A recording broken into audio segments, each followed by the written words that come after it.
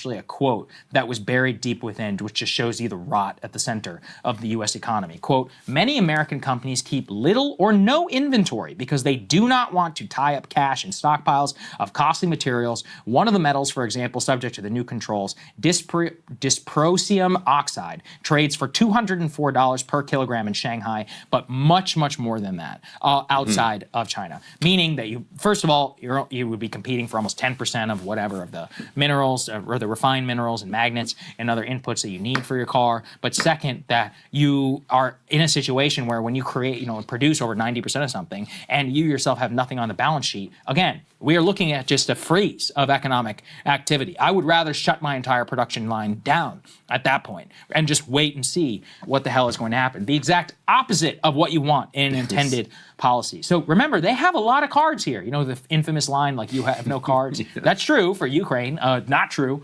whenever it comes to China. When you said it so well, was it with a monkey? If you're going to grab onto something you want to grab, make sure that you have something else. If you're going to let go, you want to let go one vine. We have no planning here for U.S. companies. We have no tax incentive. We have no strategic stockpile. We have a strategic stockpile of oil. But we've been talking about this now for a decade. You and I, how many discussions have we had about onshoring? We went through the whole COVID thing. Our trade deficit actually increased with China. We did not bring very much manufacturing back here. A little bit, with the CHIPS Act and a few things, but not even close to where we're supposed to. The number was going in the right direction. It was going up. The line was remember, going up. if you go down by 90 and you go up by 5, it's like, okay, you're still down 85%. But my point is just, with these rare earth minerals, there has been no plan from the government around a stockpile. It's not like we can look to the EPA or some other agency, the Energy Department, and have confidence. And they're like, we have gone to Australia and we've ensured that U.S. companies will have preferential export agreements here with our allies. No, instead we're actually hitting Australia with 10% tariff at the same time. Well, why would they give you anything? They don't want to give us anything. And we print the world's currency. If we wanted to go into a trade war with China, knowing that they control all of these refined rare earths that we need, knowing that in 2019 they threatened to do this, knowing that they did this to Japan when they were in a trade war with Japan. For 15 years, the Pentagon has been talking about how this is an issue for our defense industrial base and that we should do something about it. We could have, if we chose, created a strategic reserve of these elements. Yes. You could have bought them up. We do it with, like you said, we do it with oil. We decided not to, and then we went in and started this trade war without the cards made in China. And here we are. Before the show, I was mentioning, we talked about this on the show on Wednesday because China, I think it was on Tuesday that China announced that they were going to slap these export licenses on these products. And so it was clear, it was only in the trade press at the time, but it was clear, like, oh, export licenses, I don't think you're going to be able to get an export license if you're... I think I broke it down on Tuesday's show. People can go roll the tape. It was in the Financial Times. It's there. But they're not. But then the mainstream press is picking it up like a week later, and the U.S. being like, wait a minute, we didn't see this one coming. Now you need a dysprosium guy if you're going to keep your lines running. Yeah, I hope we have a good dysprosium. Do you have a good dysprosium guy? Yeah, do you have your dysprosium? I don't. I confess, Hope one of the cameras in this studio doesn't break, by the way, but I wonder where they're all made from. Yes, go down to a one-camera shot. Can we put, let's see, A9, please, up on the screen? Because this does a really good job, this Financial Times tear sheet, of showing where all of the major concentrations of goods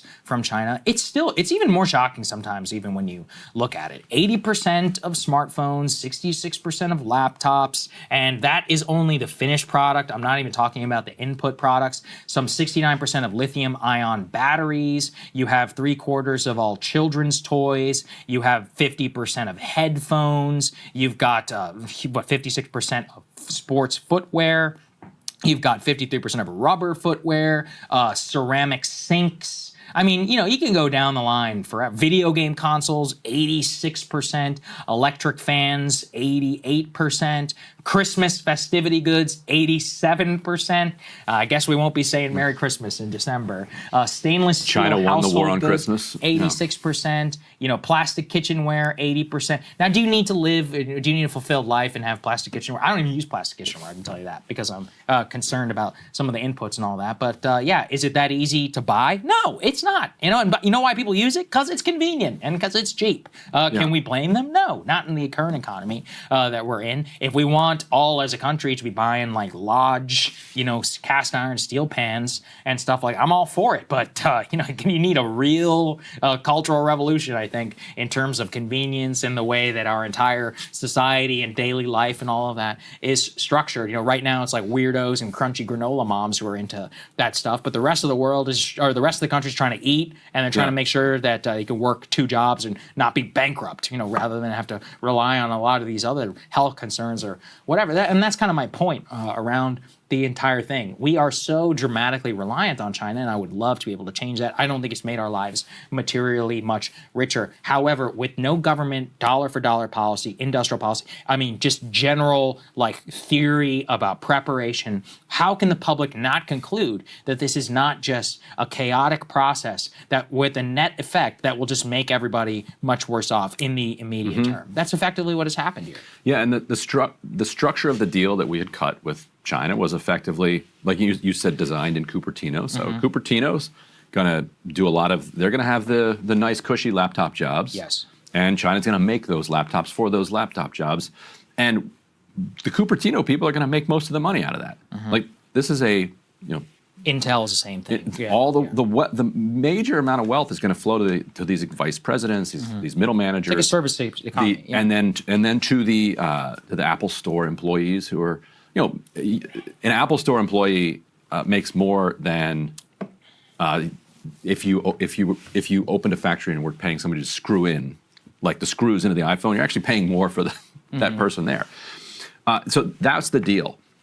Now, and you're seeing this on TikTok all over the place, China's like, you know what, how about we rip that deal up? Like, it wasn't that great a deal for us. Like, this whole thing where we do the work and we take like a tiny margin on top and you take everything else. It's like, you have the military and you have the intellectual property, so we were comfortable with this arrangement for now because it was helping us develop our manufacturing capacity. But now, you know what, we can just go ahead and make the stuff. We have smart executives here. We'll just keep that. We'll steal your IP, and we'll just sell the stuff. How do you like that? And we're like, oh, you can do that? Yeah, well, that's kind of the issue, isn't it? Yeah, we got some of those TikToks, right? Let's play one of these TikToks.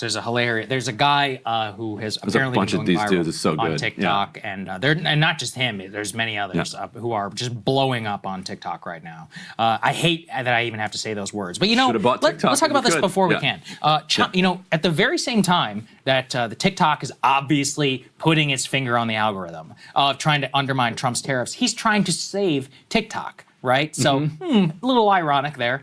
Some of us have warned about that, but he won the youth vote or whatever. So that was worth 34%. Completely reversing his position on it. So these are the types of videos that are going mega viral all across the country right now. Let's take a listen. Hello from China. Let me show you the United States products in my home. Nothing. Do you have something from China in your home? You got to give it to the guy. He's right. Yeah, what does he have? Nothing. Yeah, he doesn't need anything. Right? He's living a fine enough life there in Shenzhen. Max said he was talking about the move bombing in Philadelphia, and he's digging up our history. Is he really? Yeah. Wow. Yeah. I mean, all right. Look, we can trade insults or whatever. For I mean, all day. If we want to do propaganda about China, that's right. There's fine. The U.S. What does Trump say? We're not innocent either. Yeah. That's right. Look, I mean, when you go over there and you talk to, I've met many Chinese people who are just like wholehearted CCC believers, and they're always like, you're going to lecture me? They're like, what about Chicago? What about? And I'm like, it's got a good point. Yeah, it's one of those where, listen, I do encourage people to visit China if you're able to, and to talk to Chinese people, especially around this, because a lot of them don't care nearly as much, actually, as some of the people over here. And part of the reason why is it's pretty clear, as you could see, where he just said, he's like, we don't have any products from you that's made in my home. Now, that may not technically be true, designed in Cupertino, et cetera. We can hit him back with like, oh, well, you never designed that. It's like, yeah, but they've also got, it's not like we have a monopoly on smartphones. They've got Huawei phones. They're pretty good, actually. Yeah, and at least we don't sweep people off the streets just for writing op-eds. Oh, right. Oh, wait, no, never mind. All right, Ryan, all right. Yeah, it's a little different, but we'll get to that. We'll talk about it later. Okay, it's not different per se in this case, but on a mass scale level. Perhaps you're right. 10 years from now, we do allow people to criticize our country, just not Israel. Yeah, that's right. There you go. Okay, so that's an important caveat. In the point, finally, around all of this is just to show people how they have a tremendous amount of leverage on the refined rare earth